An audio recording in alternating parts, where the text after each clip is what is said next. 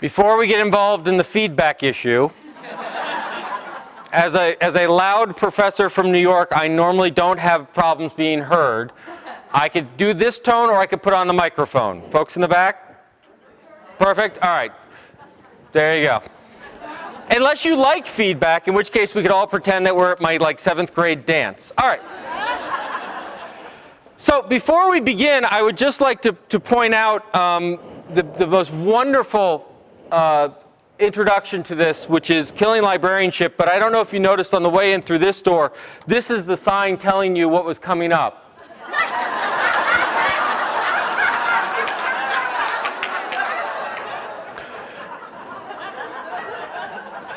So I know where I will be at 2:15.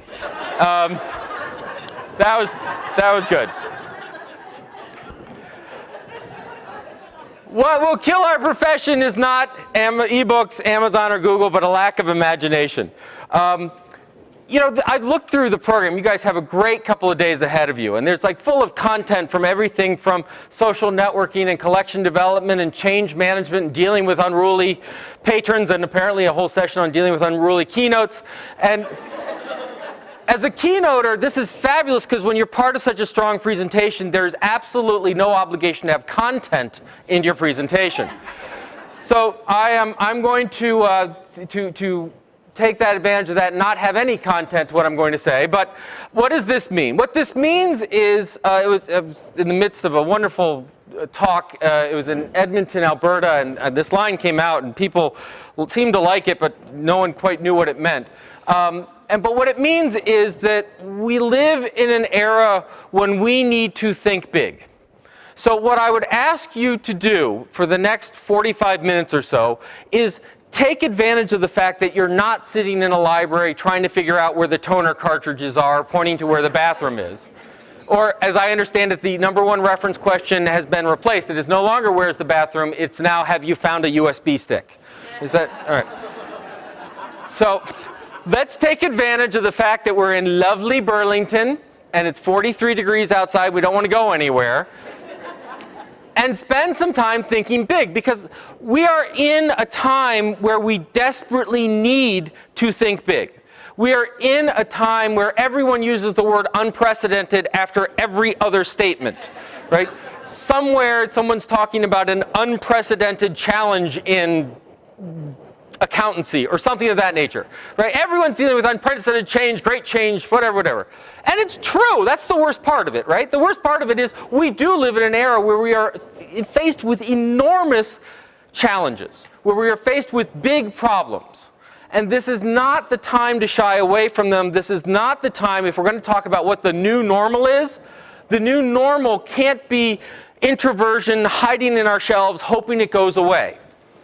We deal with this in higher education. It's not like, well, once this whole economic thing shifts out, people will be willing to spend $300 million a year in tuition. We'll just have to wait it out, right? If you look at some of the reasons we need to think big, this is from the Adult Education Commission, and what it does is it's a graph by country. Each line's a country. Thank you. The red dots, these are 45 to 54 folks. The green dots are folks 25 to 34. And what you're seeing is the percentage of folks who have, I believe it's a high school degree, high school diploma. All right? So you can see, for example, in picking one fun, in Poland, you can see that what happens is generational differences, kind of what you would expect, right? The young are getting more educated than the adults. But I want to point out this particular line, which happens to be the United States. And you'll notice something interesting about the chart, which is the red square is above the green diamond. Now, it's not way above, and frankly, we're way up at the top, so we should be pretty happy with ourselves until you look over at something like Korea. Korea is way above us, and they started much farther behind us. One of the big challenges where we need big ideas is in how we educate ourselves, how we prepare for this world.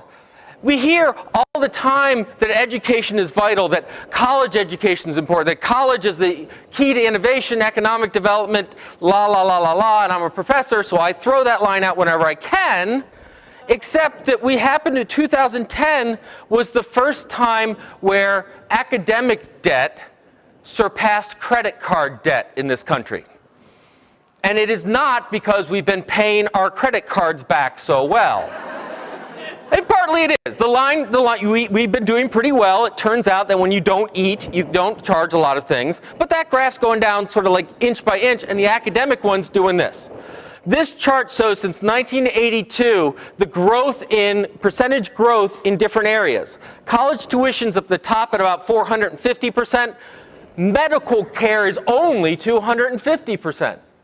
It is costing us more to get healthy, but it costs us a heck of a lot more to get smarter, supposedly. Right?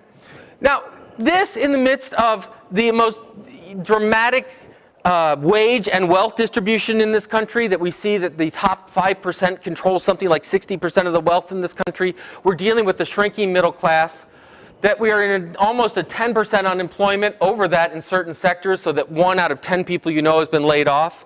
We're in an era of great division in our politics where we're just sort of figuring out, hey, do we really need a federal government? Let's see. Right? No, that could be the rest of the talk. I'm not going there. The point is, we have big challenges before us. We are living in interesting times. I once said we live in Shakespearean times. We live in times where we could be writing those dramas, where we're talking about regime change, and we're talking about population growth. We're talking about a massive demographic shift. We're about to go from a country with a white majority to a plurality. We've got many states in which now the Hispanics represent a larger percentage of population than all other demographics combined, and soon than the Caucasian. Now, I think that's a good thing. I think diversity is interesting, but I think it's a challenging thing. When we deal with language issues, when we deal with collection issues, when we deal with all of these issues, we're living in that time. Now, I got to thinking about all of this because Neil Gabler wrote this wonderful article in the Sunday Review of the New York Times talking about the elusive big idea. And within it, and by the way, I'll put all the slides online. You can copy and paste to your delight.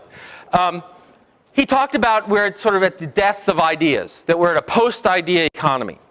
And it was sort of interesting to think about that. Now, he sort of overstates some of the issues, but his basic line is, look, we used to think big thoughts. We used to make celebrities out of our sort of thinkers, and now we make celebrities out of people who are celebrities, right? I mean, who forgot their underwear when they went out to a bar. Really, this Einstein, you know, Lindsay Lohan, I don't know. So you can challenge it, but it really did get me thinking.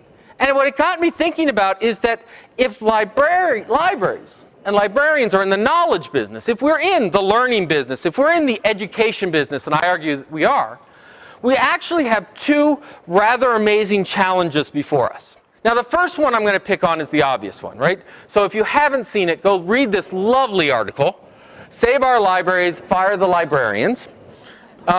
It was in the News Leader, Florida's oldest weekly newspaper, right up there with the Old Gray Lady.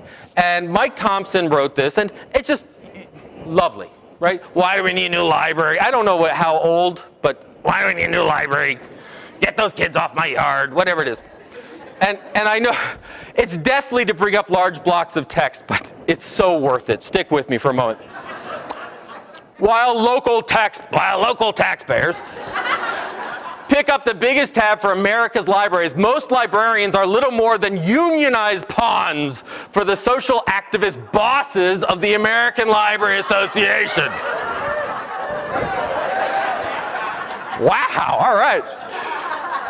Today, 136 years after its formation, ALA controls 62,000 members, and through its czarist accreditation program of many libraries, largely dictates what books are available for the most impressionable members of the U.S. society, our children.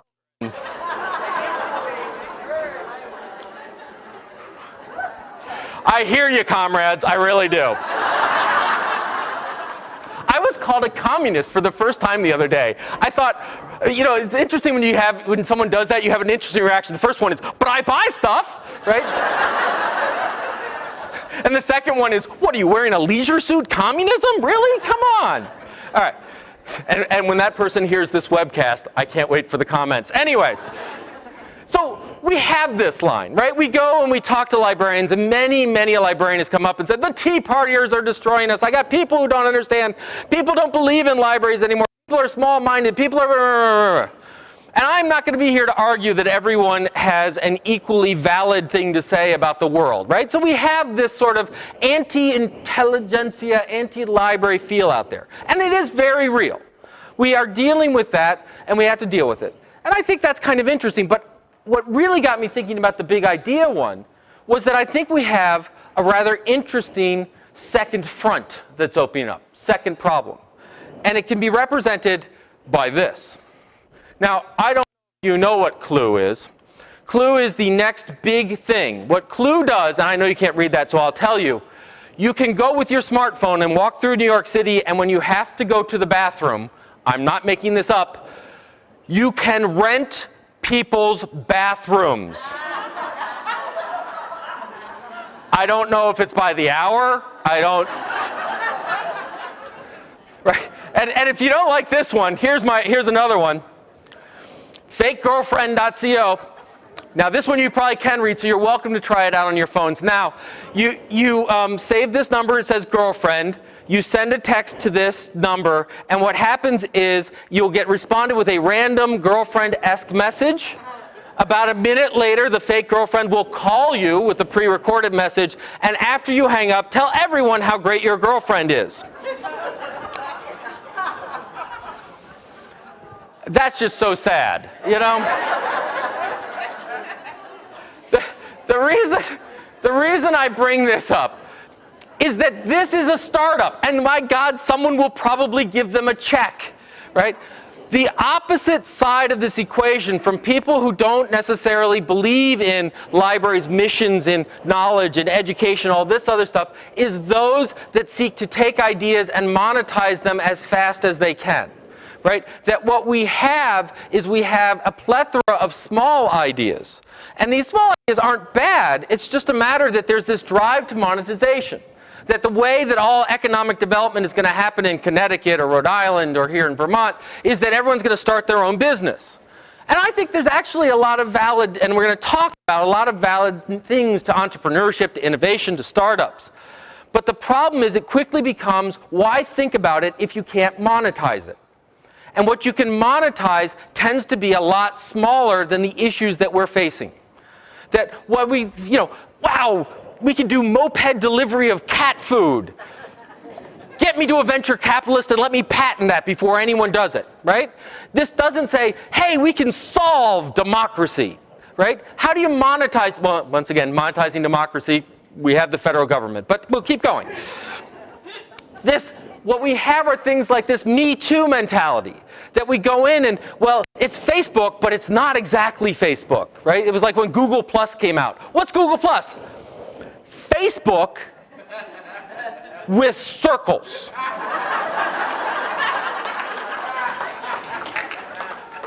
How many of you don't have to admit if you started the conversation, but how many of you at one point were in a meeting where you said, boy, the library could start its own Facebook for Enter City Here? Right? We could do our own social network. And the answer is, why? It's there.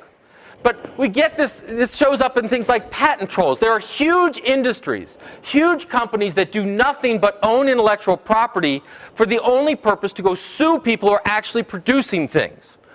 Google recently bought Motorola. They didn't do it so they could bring back the little track phones. They did it for their portfolio of IP, for their portfolio of patents that could help them defend against Apple, fight against Apple. When you look at what Apple's doing with its market, with its iPhone and its iPad, they're now in Korea and they're now in Germany. They're actually trying to prevent competitors from putting tablets on the market. They're not doing it by outbidding them. They're not doing them by outpricing them. They're doing them by suing them.